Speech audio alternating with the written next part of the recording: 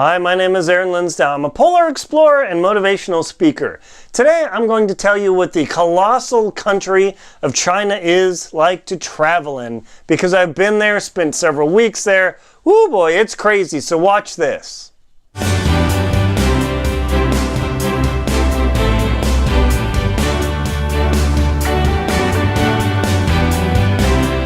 What is the colossal country of China like to travel in? I would say China was one of my biggest international trips. I spent weeks and weeks in China poking around different cities, experiencing different foods and people and culture. But boy, let me tell you, that was one of the toughest trips I have ever been on, because when I travel traditionally, unless I'm forced to go guided where I have to hire somebody's services to get around, I just travel on my own. I make up things as I go. I set my own itinerary. If I love a place, I hang out for a while. And if I don't love it, yo, outie. Absolutely. I did not have any place in China where I said outie, because China was totally cool. Now, when I traveled there, it was for that level of distance and time and expense. China was one of the cheapest countries I have ever traveled to. I went with another person, and altogether, including flight, food, lodging, trinkets, travel connections, and all this stuff, it cost us roughly $700 a week per person. Now imagine flying to Asia, and yeah, that's $2,100. Yeah, I know that's some money, but to travel for 3 weeks, to fly that far, to do all the things I did, see the Great Wall, see everything in Beijing, Tiananmen Square, Forbidden City, the palace, I mean, just endless, and then take an overnight train to Shanghai and tour the Bund and stay at the same hotel that Kissinger and Clinton stayed in. Totally cool. Go over to go see the Pearl Tower over in Shanghai. So I stayed on the Bund side, the old side, and then the Pudong, or the new district in Shanghai. Boy, it's like old cool China and hyper modern China right across the river. It's actually pretty trippy. From there, I took a train up to a place called Suzhou, where think Amsterdam with the canals, but without the cute European feel. Suzhou is actually pretty cool. Apparently Suzhou is a very popular place for Chinese to retire to. Who knew? But it was actually pretty neat seeing all these barges puttering along. You wave to people, they wave back. It was pretty wild. From there, I took a flight went of course back to Shanghai, took a flight all the way down to a city called Guilin, down in southeastern China, and toured around there for several days. Took a day boat cruise, checked out some of the karst topography. It's very famous in China. You see these fishermen, they've got these long poles with buckets, and then you've got these birds on there, they're called cormorants. And then the cormorants have rings around their neck. Yeah, I know, whatever. Cruelty, that's how they fish. So the cormorant goes down, captures the fish. Of course, it can't swallow it. So the Chinese guy takes the cormorant upside down, boop, spits a fish out, and then feeds a fish to the cormorant so he doesn't feel like he's getting gypped. And apparently it works pretty well. So those beautiful Chinese pictures of the river through those huge limestone mountains, that's where that is. And then from Guilin, I was trying to remember all these places. From Guilin, I flew to Xi'an, X-A''I''N, where the ultra famous terracotta warriors are. If you go to China, two things you must see. One, Great Wall, because that's all anyone knows. That's all anyone will care about. That's all anyone will ask you. That's pretty easy to arrange. But to get to Xi'an, that's kind of a haul. It's a little bit farther away. So Xi'an is definitely incredible. It's another crazy city. I hired a driver, stayed in the Bell Tower Hotel. Kind of expensive, but really neat. I always can't stand, here's a travel tip for you. Whenever you're traveling, try and stay in the core of the city as long as it's safe. even though you want to maybe save a little bit of money, and I'm going to travel out of the city, do you know what you're wasting? Besides a little bit of money on the travel, is time.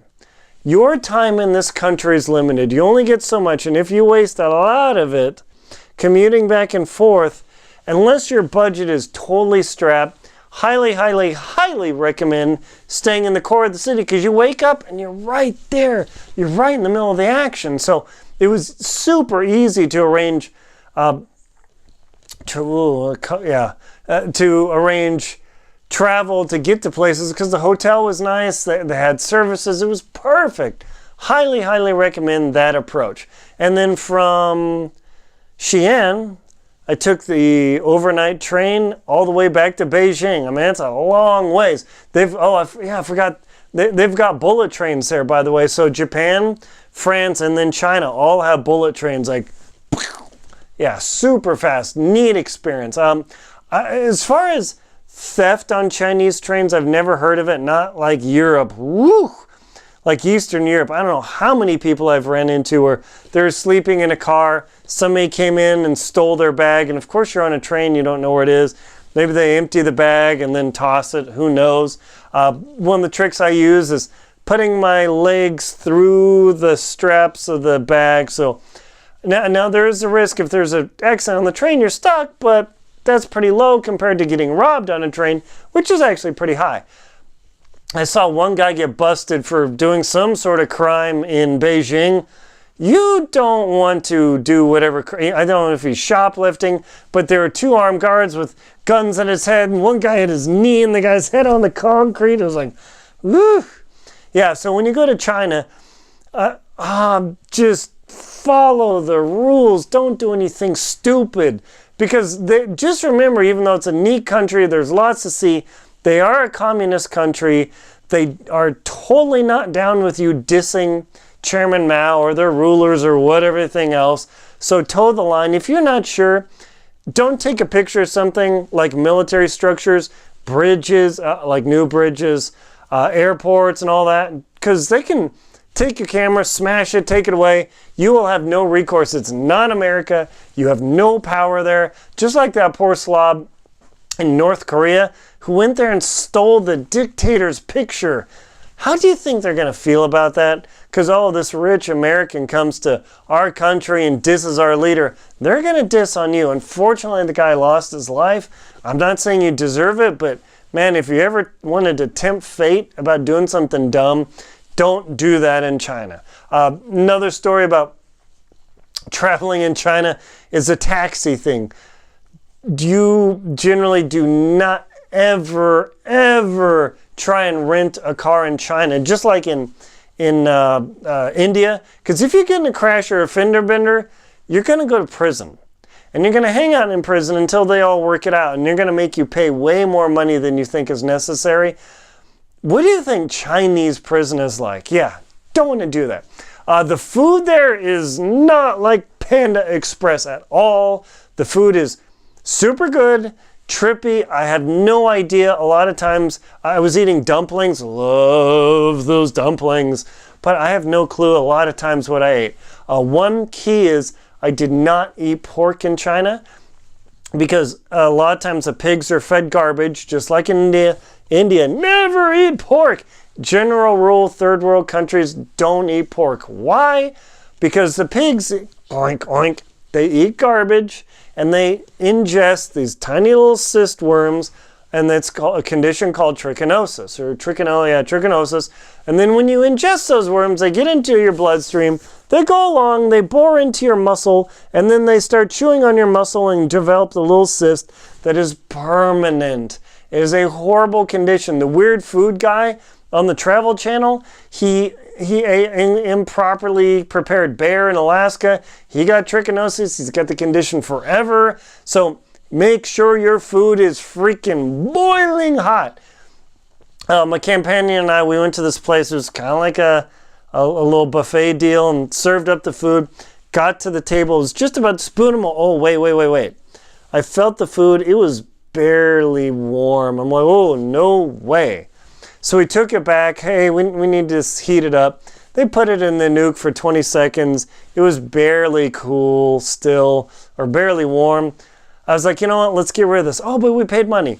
This plate of food was $1.20. Do you want to get some horrible disease and puke your guts out and die? For $1.20? Oh, yeah, trust me. The cultural thing, if you have a problem in a restaurant, I made such a good mistake, I think twice. In America, if there's a problem with the dish and, hey, you know, this isn't what we ordered, there's a problem. In America, yeah, no problem, we'll take it right back. Are you sure? Yeah. In China, if you do the, you made a mistake with my order, they're going to get mad. Because in China, there's this thing called saving face. It's not a racist thing, it's just is. You can ask Chinese, you can ask the 1.3 billion Chinese, never do this to them. Say, I'm sorry, I have a problem with the food, I misordered, whatever, is there a way to fix this? And then usually things will smooth out. I made the mistake, hey, we didn't order this. Yes, you did. No, I'm sure we didn't. We didn't order a plate of duck livers. Yes, you did. Stupidly back and forth, my mistake. And the girl throws it down. Storms off, manager comes over. Oh boy. Needless to say, here, so there's a problem. These guys come out of nowhere. I'm like, man, I do not want to get my butt whipped by a bunch of thin-tied suit Chinese guys coming at me. So, you know what, man, would it be okay if we just pay the bill and left? Oh, that would be good. Yeah, pay the bill and get out of there. So lots of cultural things I took. I'll put a link to it below. The Lonely Planet China book. That thing's like a Bible thick without all the good allegories. But yeah, that thing's crazy thick. Everything that Lonely Planet China says will happen. People will come up, oh, I'd like to practice my English. You will make cultural faux pas. But it is so cool. So China is an incredible, colossal country. It is definitely worth your time. I definitely don't recommend it if you're light duty or not a little bit adventurous. It's going to be pretty tough for you. It can be pretty traumatizing. But if you've got some courage and some wherewithal, China is an awesome country to travel to. My name is Aaron Linsdau. I'm a polar explorer and motivational speaker. Please like and comment on my video. Subscribe to the channel below. Hit that subscribe button. Please support me on PayPal, Venmo, and Patreon. Thank you very much for watching.